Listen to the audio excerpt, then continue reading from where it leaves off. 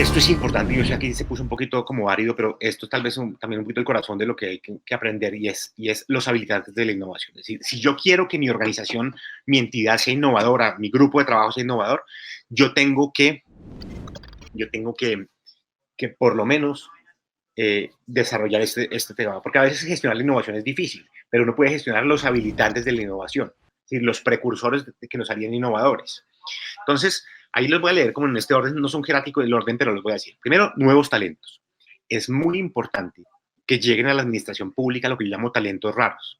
A veces contratamos mucho abogado, mucho politólogo y mucho economista, pero no contratamos antropólogos sociales, no contratamos arquitectos. Los arquitectos son buenísimos para la innovación. Y vaya y uno contrata un arquitecto para algo que no sea construir algo en una entidad pública porque el manual de funciones, porque por mil cosas. O los científicos de datos, por ejemplo. Dificilísimo de contratarlos en una entidad pública. ¿Por qué una persona que sabe sistemas está en un área social? ¿Por qué? ¿Por qué? ¿Por qué? No, y uno tiene que explicar y estirar la cosa, y uno le dicen, pero ¿cómo así? No, hay que dejar llegar nuevos talentos a la administración pública. Porque cuando llegan nuevos talentos, por ejemplo, si alguien sabe programar, echar código, y se reúne con un científico social, y se reúne con un economista, un abogado, o un administrador público, y entonces entre ellos confabulan y crean algo interesantísimo. Pero si es un abogado con un abogado, pues se quedan, ustedes saben, no han visto que donde hay, ¿cómo es? Donde hay dos abogados, hay tres posiciones. Es decir, a veces es muy difícil ponerse de acuerdo entre los mismos profesionales, pero hay que dejar que lleguen nuevos talentos al sector público. Súper, súper importante. También ayuda a tener un proceso de innovación y gestión del conocimiento. Ayuda mucho porque esto implica una nueva forma de hacer las cosas. Hay unas metodologías de innovación que se llaman las metodologías ágiles, que dependen de que la entidad tenga un proceso adaptado a las metodologías ágiles, que le permitan uno ir construyendo en la marcha. El proceso es importante. La escala del problema. Uy, este tema es difícil de explicar, pero voy a intentar. Por ejemplo, si a mí me piden solucionar el desempleo, ¿verdad? Ese es un problema que no es solucionable con innovación. Ese es un problema como demasiado macro. Yo tengo que desmenuzar ese problema, como destilarlo, lo llamo yo, hasta un mundo donde los problemas sean más pequeños y yo lo pueda resolver. Por ejemplo, no sé, voy a resolver el desempleo femenino rural. Y eso sigue siendo amplio. Pero yo ahí ya puedo encontrar una persona con la cual yo puedo diseñar y veo cuáles son los impedimentos para que esa persona trabaje. Entonces, porque los problemas no son unicausales, los problemas son multicausales. Ahorita vamos a ver el tema de pensamiento sistémico, pero un problema es causado por muchos otros problemas. Entonces, por ejemplo, el de la mujer puede ser exclusión, puede ser falta de empoderamiento, puede ser falta de educación. Las mujeres en el campo a veces van menos al colegio porque se dedican a las labores de la casa, entonces tuvieron menos primaria, por ejemplo. Entonces, es súper importante solucionar el problema a la escala adecuada. ¿Sí? Entender qué problema es el que se puede solucionar, porque la innovación para el ser muy grande termina en una innovación muy boba. Por ejemplo, no sé, eh, el tema del reciclaje. Ahorita lo vamos a ver, pero o el tema de, no sé, el tema de la accidentalidad vial. Entonces, si el problema es que está muriendo mucha gente en el país por tal cosa, entonces, ¿qué hacemos? Pues llamamos a Pirri, que es lo primero que se nos ocurre, o hacemos una app. ¿Sí? O es un mensaje de comunicación o una app. Y lamentablemente los problemas del país no se solucionan ni con una app, ni con un mensaje por más que sea Pirri o Shakira que nos diga que tengamos inteligencia vial, nos acordamos de la campaña, pero eso no cambia el comportamiento. Pero en cambio, si entendemos muy bien el problema y entendemos, por ejemplo, que el problema es que están mal señalizadas las curvas, por ejemplo, y entonces señalizamos mejor o nos inventamos una señalización para que la gente reduzca la velocidad, es en esas micro soluciones donde se soluciona el problema grande. A veces solucionar el problema grande por encima no se soluciona el problema de abajo.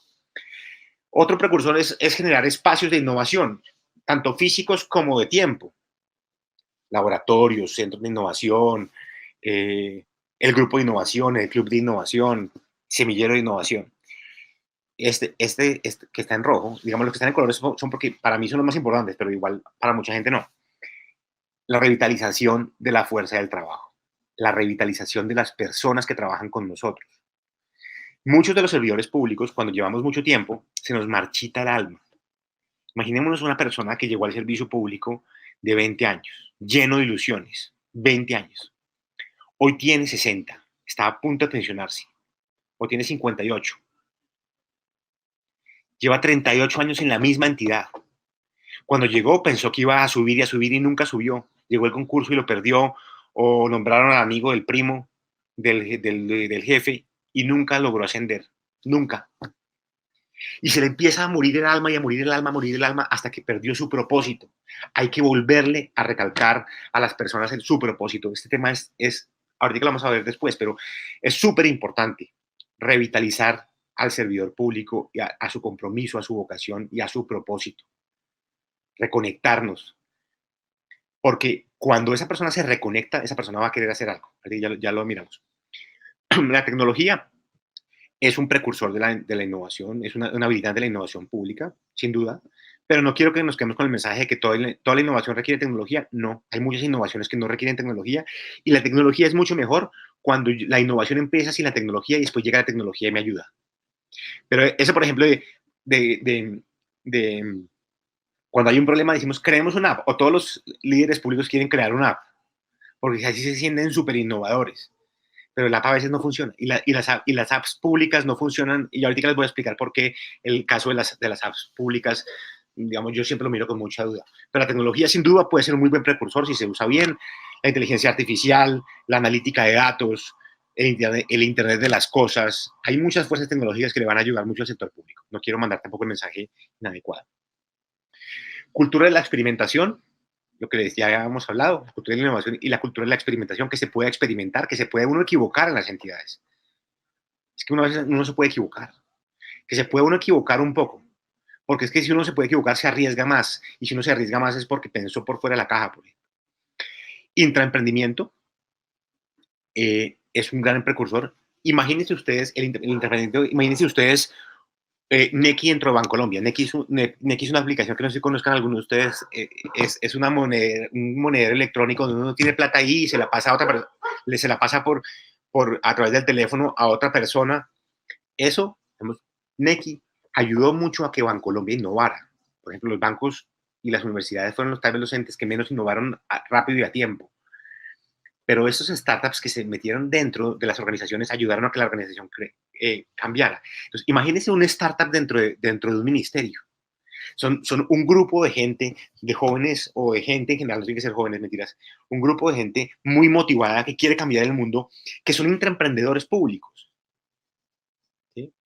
que funcionan como una startup, pero dentro de la entidad. La entidad es llena de procedimientos, el CDP, el RP, el tal, que es súper importante, no estoy diciendo que no, pero pues es un elefante difícil de mover. En cambio, el startup todos los días están teniendo ideas, están desarrollando esto, le mandan esto a esta área.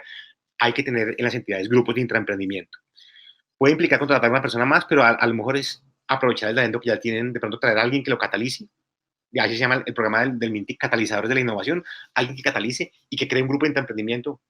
Imagínense, como les decía, un startup metido dentro de una entidad. El liderazgo de la innovación, que ya hablamos, y la gestión del riesgo de la innovación también, porque la gente se muere del susto de innovar, entonces alguien que le ayude a gestionar el riesgo de la innovación.